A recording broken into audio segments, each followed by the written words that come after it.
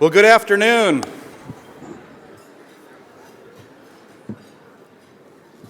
That was a request for a response back. Good afternoon. Welcome to our afternoon luncheon. On behalf of the Lifesavers Planning Committee, welcome to the Lifesavers Public Service Awards Luncheon. I'm Darren Grondell. I am the director of the Washington Traffic Safety Commission and also the chair of the Governor Highway Safety Association's Executive Board. And it is truly an honor and a privilege to be able to be here today with all of you. I don't know if you have seen, but with this room, there's over 150 tables in this room. And I'm not sure of the count of all of those, but what it is an inspiring sight to see so many people that are passionate and committed to saving lives and preventing injuries. So give yourself a round of applause.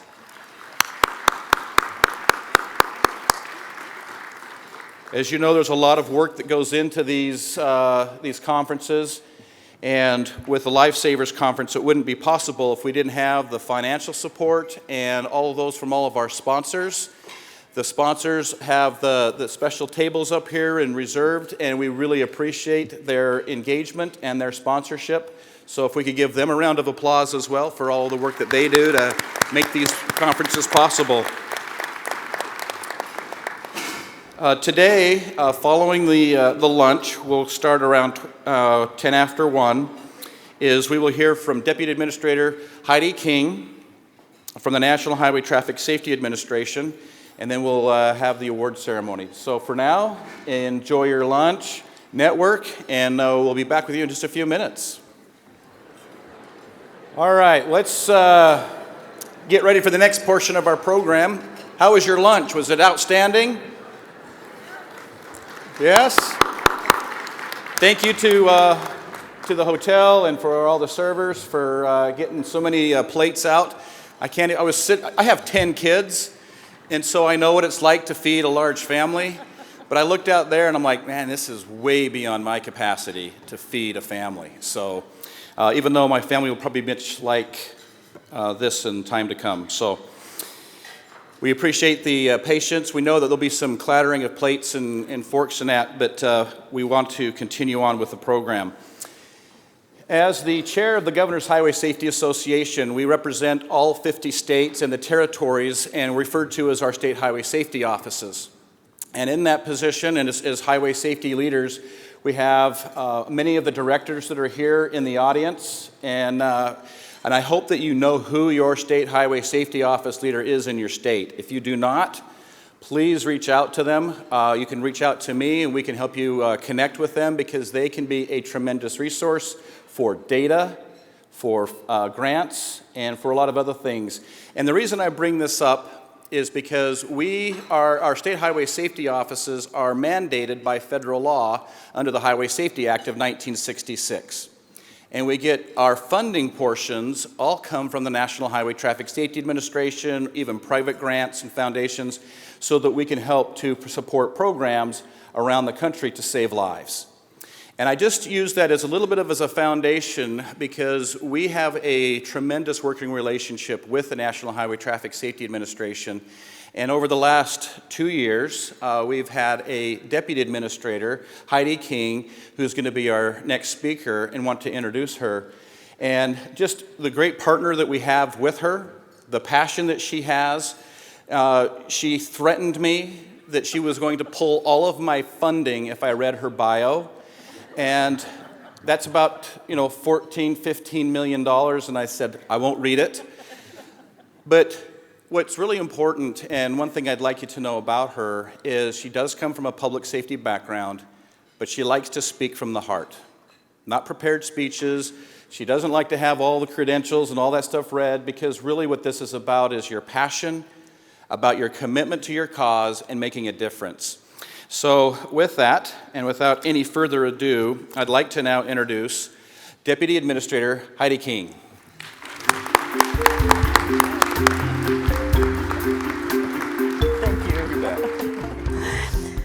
Good morning, everybody. So we're all wondering what I'm going to say, myself included, since I do like to speak from the heart.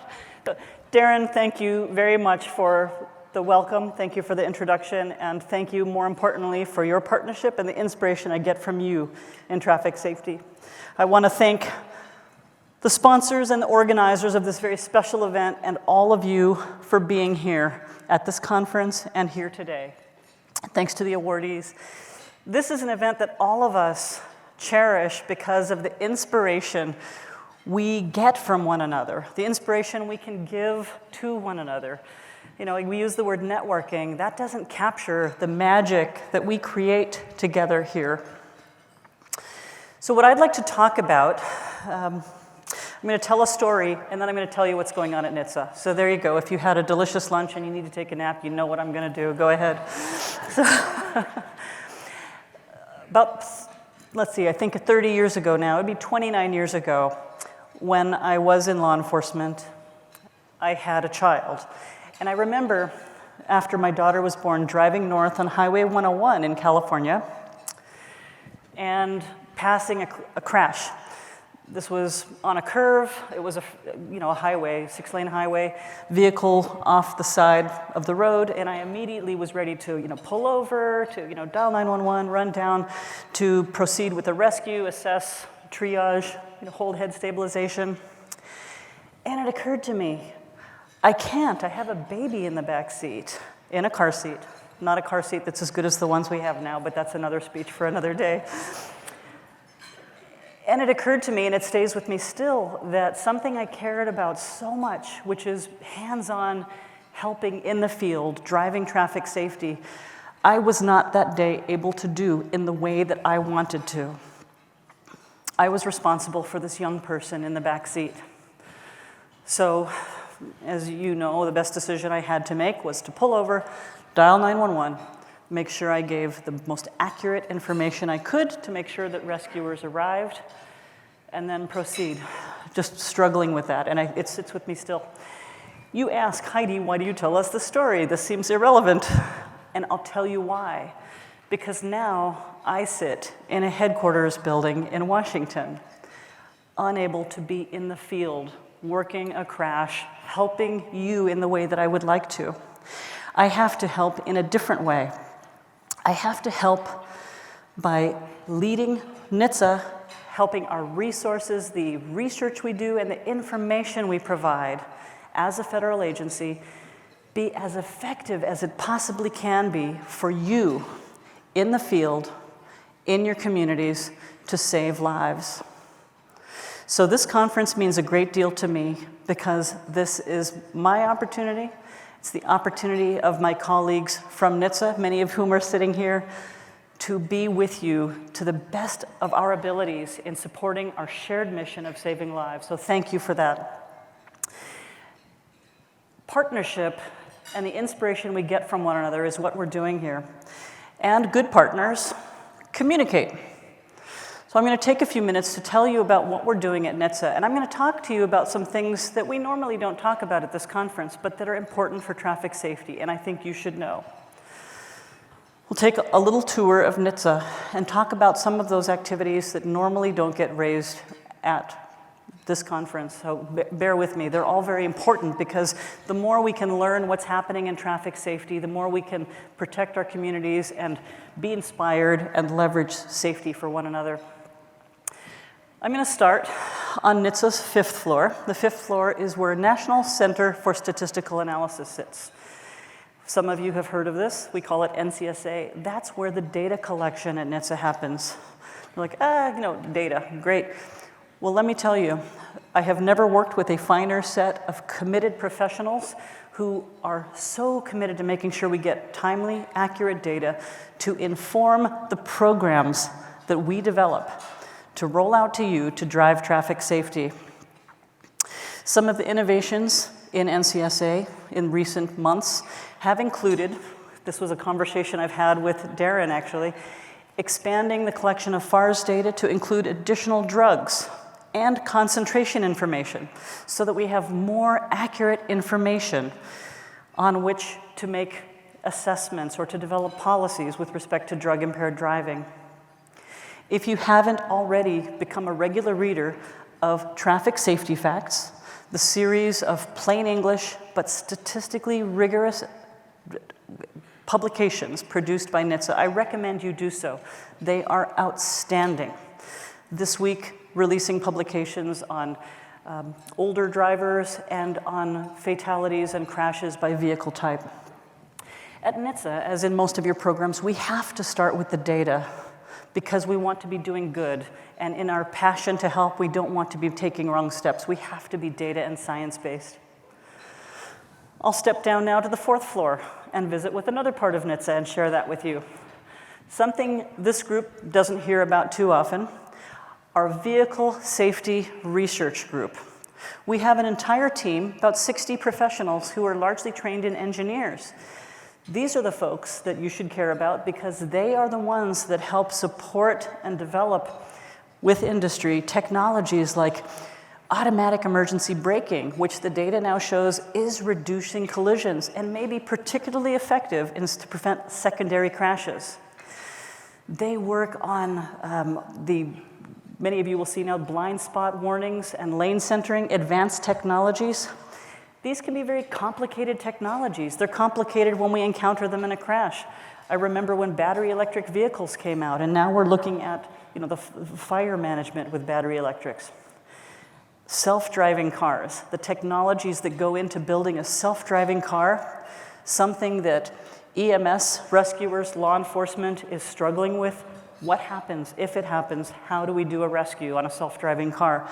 Our Vehicle Safety Research Group is doing the research to be science and fact-based and prepare you to drive traffic safety with the technologies that are coming out now and in the future. Continuing on our tour of NHTSA, rulemaking. Our rulemaking office, they write regulations around vehicle safety. And you might think, well, why is that relevant to us? A big part of what our rulemaking office does is drive safety through, for instance, in years past, the airbag requirements, through the federal safety standards for vehicles. They also do the program to educate consumers about safe cars called NCAP, the 5-star program that helps consumers choose a car that is safer for them to drive for their needs. Where there are rules, somebody will probably do enforcement. I'd like to tell you about our enforcement group. Enforcement kind of sounds scary, maybe not to this group, but to some. But the thing I want you to know about enforcement at NHTSA is they are responsible for receiving and acting on some 80 to 100,000 vehicle safety complaints a year. They follow a rigorous, science-based process for assessing each and every vehicle safety complaint received. It is this group that works the hardest to lead on something like tragic, defective Takata airbag recalls. Now, in the field, not everybody realizes how important it is to be aware of something like an open safety recall. And let me tell you why it's important. When a defective airbag deploys, oftentimes it doesn't just deploy and save a life, it could explode. It could explode and send shrapnel into the face, neck, and chest of somebody who is in a car crash, even a minor car crash. A defective car, a car with open recalls, can be an additional safety threat. And it's all of you that can help us get the word out. It's also all of you and your colleagues in the field that will help identify when this has happened. I don't know if something has gone wrong with a car that should result in a recall or that should result in a regulation unless you tell me. I often meet with the victims of families of needless Takata airbag crashes. And they talk about what more could we do. They talk about how they purchased the car. And I meet with law enforcement who said, I just had a training about open recalls. When I handled this crash, I saw the signs. And because of that, they called NHTSA, and we were able to take action to prevent loss of life resulting from vehicle defects. It's critically important, and I ask all of you to join in me as partners to make sure our eyes and our ears, and those of our colleagues in our communities, are aware of the importance of open vehicle safety defects because a car should not be killing somebody. So that's our tremendous enforcement group. Continuing on our tour of NHTSA, I'll wander over now towards the group that works on issues that are more familiar to this group, our behavioral research group and behavioral programs. I'm very, very pleased to have heard that our behavioral research team working with the Safety Council is now moving forward on a digital form, a checklist for children's car seats, so that now not only will we have trained technicians in the field, some of whom are here in this room, checking to see whether or not car seats are up to standards, but consistent online data creation will allow us to look at what are the common problems and how can we target programs to improve the use of appropriate fitted car seats, thereby improving our ability to drive safety. That partnership in everything, in all of our programs, is so important. Our research showed that drug-impaired driving was becoming a problem. I heard from many of you that drug-impaired driving is becoming a problem. I heard from many of you. Let's see, do I have a string? No, I don't. So our program launched an initiative last year. Many of you are familiar with it, drug-impaired driving. We are not backing off our passion to combat alcohol-impaired driving. Impairment is impairment is impairment. No one should drive impaired, whether drunk or on drugs. But what we found is that people seem to know they're not supposed to drive drunk, but they seem to be unaware that they're impaired by pharmaceuticals or by illicit drugs, especially with the perception that marijuana is increasingly available, some people would say legalized. So our drug-impaired driving program combined with our alcohol-impaired driving program, we're now focusing on impaired driving, trying to educate the public. We launched, as many of you are aware, a campaign last fall. If you feel different, you drive different. The secretary mentioned this yesterday morning. We have another campaign under development now. I believe Rob mentioned it in his section, his breakout meeting this morning. Expect in the next 2 months or so, another release of another new ad campaign from NHTSA. We're also working on additional materials for drugs other than marijuana. So we will not stop developing materials. The need for public education is high in the area of drug-impaired driving.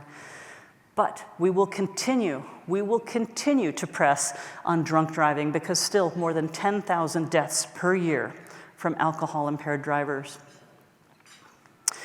One of our most important shops at NHTSA, and one which you may already be collaborating with, is our communications team. Now I've wandered back up to the 5th floor. NHTSA has recognized that to change human behavior, we have to find what message works. Many of you do this work as well. We have to find a channel to reach, to influence, and change those dangerous behaviors that result in injury and loss of life. Whether a bicycle program, a pedestrian program, and drug impairment, our communications team in NHTSA is one of our most important teams in executing on mission. And I hope that if you haven't already, that you will connect with NHTSA's communication team. You can start by visiting trafficsafetymarketing.gov and downloading for free materials developed as part of all of our programs. I encourage you to ask us to share your programs. Many of you have developed programs from which we have learned, allowing us to echo and make more noise, raise more awareness, and save more lives. When NHTSA, when we all in this room are unable to achieve the mission and there is a crash and there is a loss of life or an injury, there's 911. NHTSA, together with the National Telecommunications Infrastructure Agency, I'm probably getting that wrong, NTIA is a part of Department of Commerce. Together, we coordinate the national 911 system. And right now, we're undergoing two very important things. One is a grant program. There's a grant process to allow 911 centers to further develop their capabilities. And another is a program to build out the 911 system in the United States to allow for transfer of photographs and other media to improve the effectiveness of 911. And when we dial 911, who comes? EMS. NHTSA coordinates the national EMS program. We're now going through an initiative. We've published EMS 2050. It's a vision for the next generation of EMS that's more patient-centric, that is something that also preserves the resilience and the physical well-being of the rescue as well as the rescued, and also recognizes the important role of the family in changing behaviors and assuring healthy communities. So there's a lot going on all across NHTSA. I wanted you to be aware because all of us are very passionate and we're also very busy working on the elements of a program that we're working on. And we sometimes can benefit from pausing and looking and seeing across the horizon all of these other things going on. That's what NHTSA is doing. The last program I'll mention to you, fuel economy standards. So why would I talk about fuel economy standards at Lifesavers? I'll tell you why. The thing that seems to be coming out of our analysis on fuel economy standards is that there's a safety component. So I see a lot of the press now, this confuses people because people don't understand the relationship between fuel economy standards and safety. Because I am a safety professional, I will make sure that safety impacts are considered in any policy. And in a fuel economy standard, if the nation pursues a very aggressive change in the technologies that operate our vehicles, that would increase the prices of cars. And one thing we know is when cars are more expensive, people are less likely to replace their existing car, and they're more likely to stay in their older car because it's just more expensive. It's too expensive to buy a new car. Well, we know that newer cars are safer than older cars. So fuel economy standards that increase the price of a new car can impact safety by keeping people in their older cars and because they would want to avoid the higher price of a new car. These are the kinds of things we think about in the very diverse policies we work on. You know, I hear from some of you, NHTSA's kind of slow, and sometimes I feel it too. And I'll tell you something, we were just talking about this over lunch, Amy and I were discussing this. Developing policy, we have to be very careful that our passion for safety does not cause us to act so quickly that we generate an unintended consequence.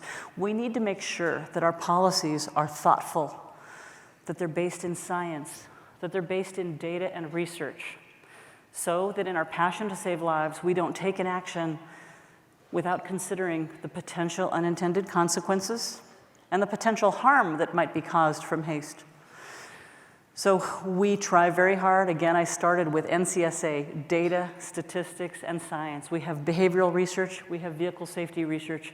We try at every step of the way to make sure that when NHTSA develops a program, when NHTSA issues information, that it's based in science and that it's rigorous and that you can trust it.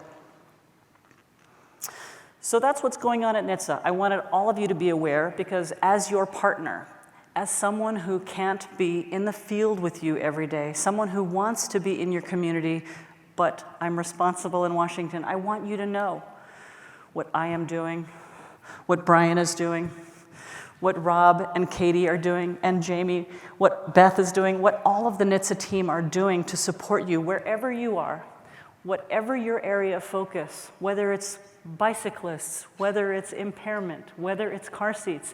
We care a great deal, and we are working to support you. And we want to hear from you how we can better support you.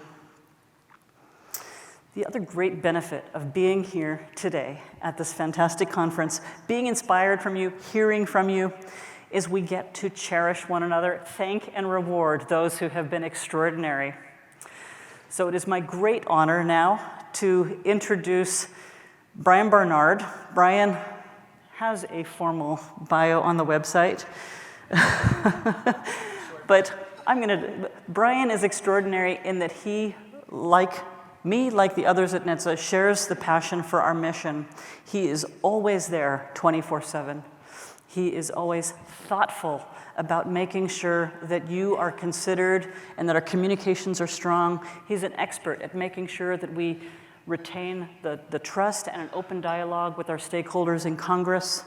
And I'm honored and thrilled to have him as a partner at NHTSA. Together, Brian and I would like to introduce you to some of the folks that are honored at this meeting this week. So Brian, if you wouldn't mind taking the podium.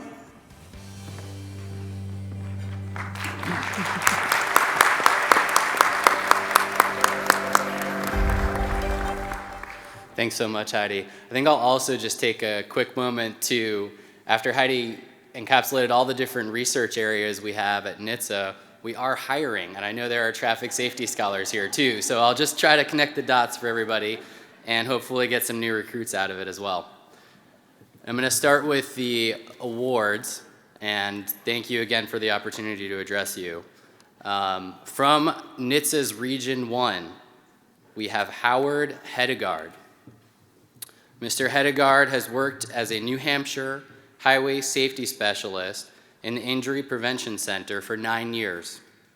He chairs the Buckle Up New Hampshire Committee, a collaborative state organization with multiple New Hampshire agencies and advocacy groups, and it continues to grow thanks to his leadership. He also takes part in a national collaborative effort through the Children's Safety Network, which includes 16 states and focuses on improving the safety of teen drivers. Mr. Hedegaard shares information from the New Hampshire program that he started 5 years ago, as other participants consider his program as a model. He is certified as a defensive driving course instructor through the National Safety Council and has been teaching the course for over 17 years. Mr. Hedegaard was recently chosen out of over 9,000 instructors nationwide as the National Safety Council Instructor of the Year, in recognition of his tireless efforts to promote safer driving behaviors and protect children and teenagers in New Hampshire. Congratulations.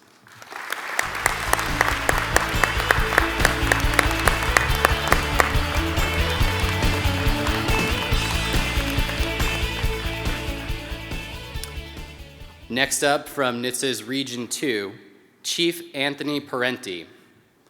In 1975, Chief Anthony Parenti created the New Jersey Police Traffic Officers Association to engage law enforcement in traffic safety efforts.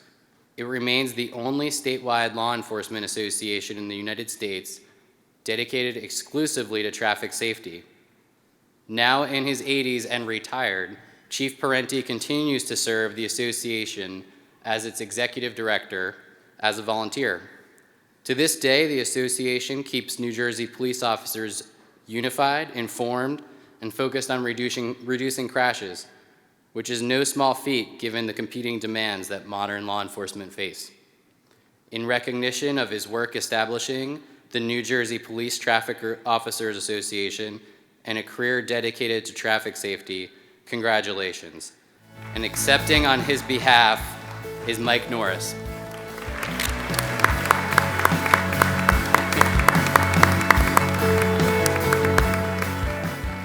Great job, Mike. Sergeant Kevin Wallace from NHTSA's Region 3. Sergeant Wallace has been a regional law enforcement liaison for the Triad region of North Carolina since 2011. Under his leadership, the Guilford County DWI Task Force has maintained an average of 978 impaired driving arrests per year for the last 6 years, more than any other enforcement task force in the state. Sergeant Wallace has demonstrated innovation by managing the purchase and rollout of DWI simulators for North Carolina's 11 LELs, and by creating and sharing best practices for seatbelt and DWI checkpoints. He also recently helped the team become more proactive in their DWI prevention work by adding a traffic safety educator to the enforcement team, whose focus is building robust community partnerships. For his exceptional commitment to implementing impaired driving and occupant protection programs in North Carolina, Sergeant Wallace, congratulations.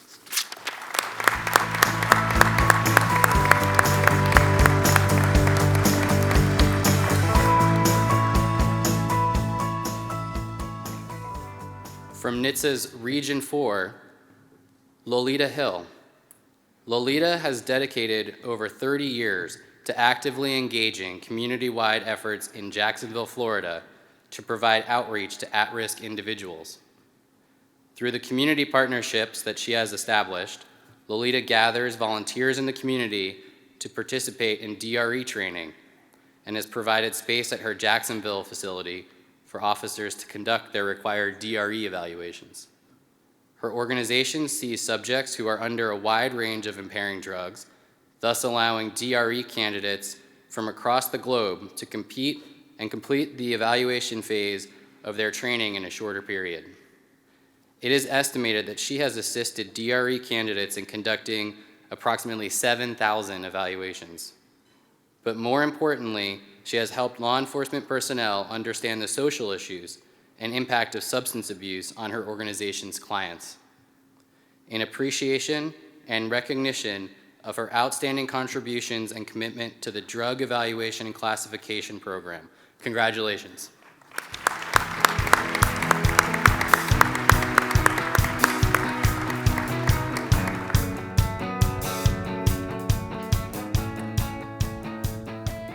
From NHTSA's Region 5, Amy Miles is the director of the Forensic Toxicology Program at the Wisconsin State Laboratory of Hygiene. Her 20-plus year career includes participation in the development of recommended standards for impaired driving forensic drug testing. She sits on the IACP, International Association of Chiefs of Police Highway Safety Committee's Technical Advisory Panel and has helped guide policy related to their Drug Evaluation and Classification Program, which oversees the training and certification of drug recognition experts around the world. Director Miles volunteers to conduct national workshops and presentations and serves on both of NHTSA's drug-impaired driving expert working groups. Thanks to her passion and her expertise, Director Miles is an internationally recognized expert on alcohol and drug-impaired human performance issues. In recognition of her forensic toxicology expertise, leadership, and passion in support of state and national efforts to address drug-impaired driving. Congratulations.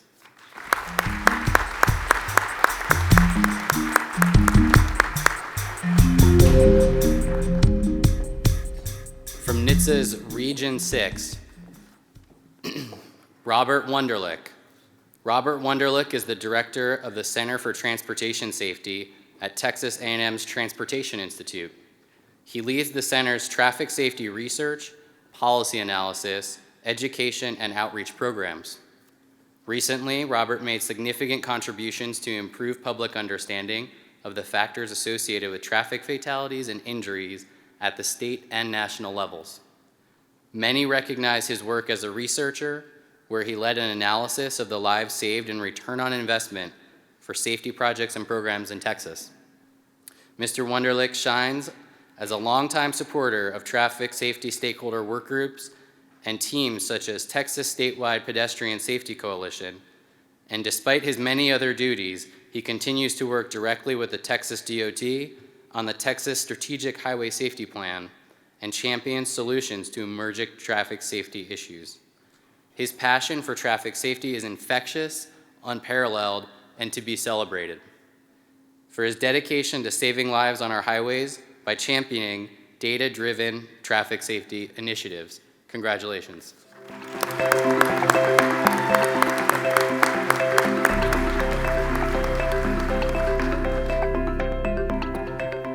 From NHTSA's Region 7, Mayor Carrie Turgeon.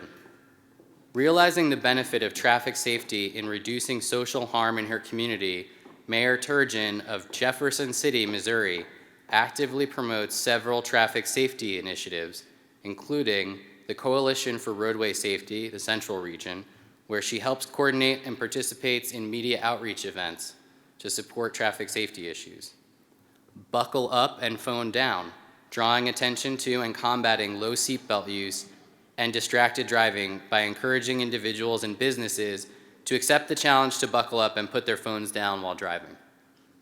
Mayors United for Progress, asking legislators to enact primary seatbelt laws and an all-driver texting ban.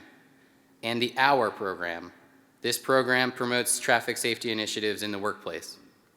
Mayor Turgeon has been an outstanding partner in promoting traffic safety efforts, not only in Jefferson City, but across the entire state of Missouri. For her leadership and heartfelt dedication to promoting traffic safety programs and reducing motor vehicle deaths and injuries in Missouri, congratulations.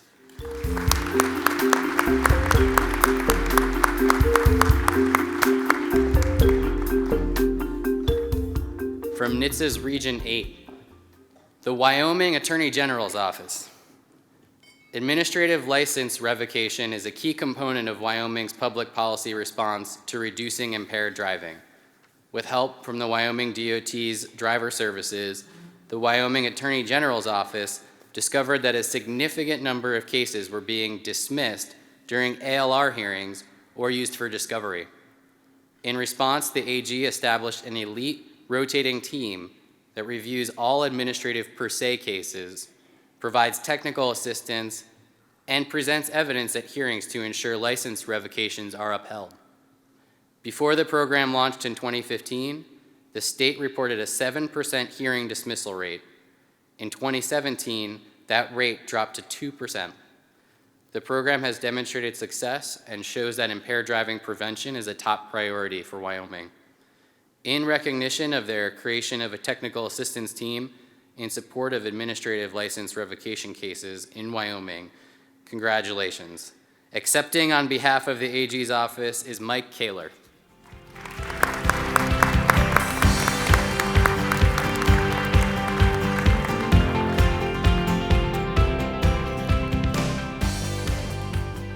From Region 9, Detective Kemp Layden.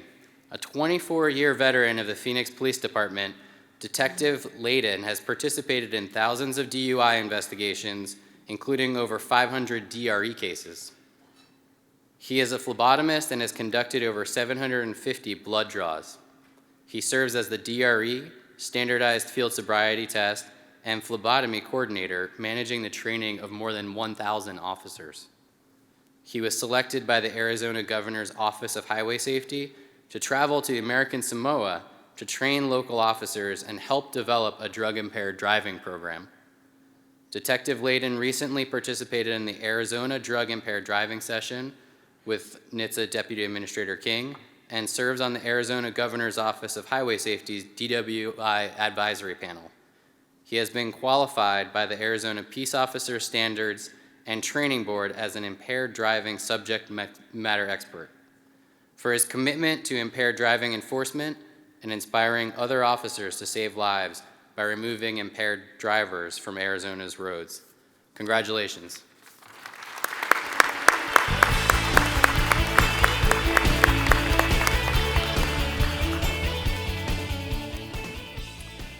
From NHTSA Region 10, Judge Mary Jane Nisley. Judge Nisley currently presides over both a DWI court and a Veterans Treatment Court in Billings, Montana. In 2017, both her Veterans Court and her DWI court were selected by the National Association of Drug Court Professionals to be one of only 4 courts in the U.S. providing mentorship to other DWI and Veterans courts across the nation. Judge Nisley serves on the faculty of the National Judicial College and works at the American Bar Association and National Highway Traffic Safety Administration as the Region 10 Judicial Outreach Liaison. In her role as a Judicial Outreach Liaison, she has planned and executed the American Bar Association 2017 Traffic Court Seminar in Savannah, Georgia. Judge Nisley is a renowned national speaker and most recently was named to the National Judicial Opioid Task Force in 2018. In recognition of her outstanding judicial outreach efforts and her leadership in the courtroom, her region, and across the nation, congratulations.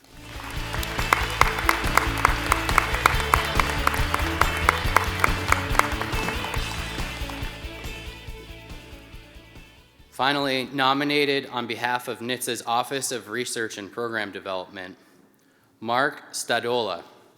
Mark Stadola serves as the American Probation and Parole Association's Probation Fellow and provides training and assistance on DWI community supervision.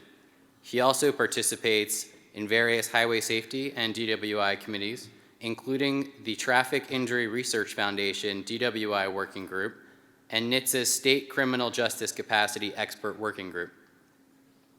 In addition to his collaborative efforts, he has been instrumental in educating and training probation departments, problem-solving courts, and DWI court professionals on DWI screening and assessment tools across the U.S. and Guam. His recent work has greatly enhanced the dissemination and use of the APPA's Impaired Driving Assessment Tool across the country.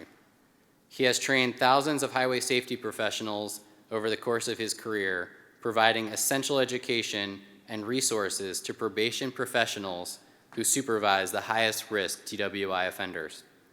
In recognition of his service, dedication, and commitment to reducing impaired driving and DWI recidivism across the United States, congratulations.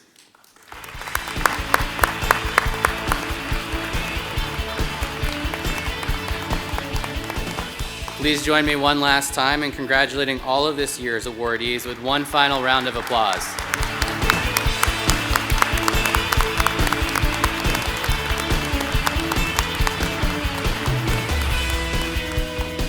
Thanks, Brian.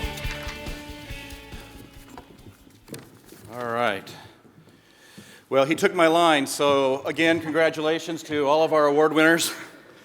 We sometimes we don't see or hear of some of the great and amazing work that goes on. We see sometimes in our own community, but maybe not even nationwide. We see the great things from all of the NHTSA Region 10 regions there, all the people that are involved.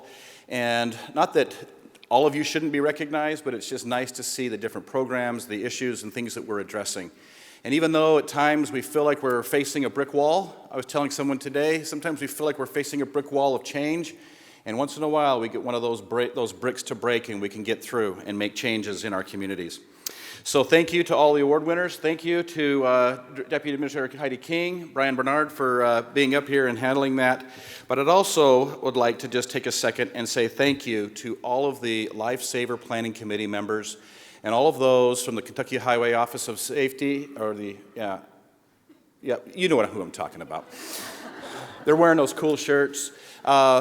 Amazing conference that we've had. Thank you for the time, the hours and dedication that have gone into this. I know that the planning is not easy, but especially when you're providing for this many people, so thank you very much for bringing us all together to have these conversations and workshops and being able to address the unique and challenges that we have in our own communities. So thank you. Let's give them a big round of applause because there's a lot of work that goes into that. So for those of you that are here tonight, you're going to get all the good instructions for this evening's activities. Now, for those that left, don't tell them. So for tonight is the special event at the Churchill Downs. The bus transportation will be provided to and from Churchill Downs. And the buses will be provided here at the convention center. Buses will load on Market Street between 2nd and 4th. The buses will say Miller, but have the Lifesavers logo visible. So I know you were all writing that down. Just in case you forgot, Market Street between 2nd and 4th. The buses will leave between 5 and 6 p.m.